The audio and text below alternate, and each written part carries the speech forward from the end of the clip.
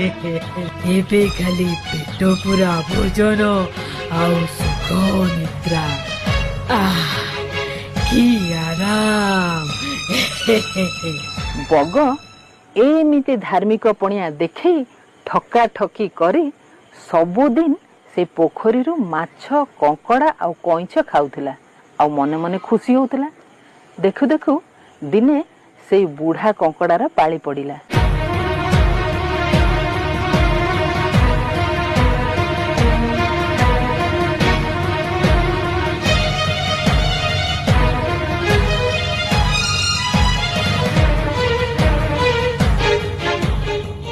ଆଉ ବଗ ସେଇ ବୁଢା କଙ୍କଡ଼ାଟାକୁ ଆଣି ନିଜ ଗଛରେ ପହଞ୍ଚିଗଲା।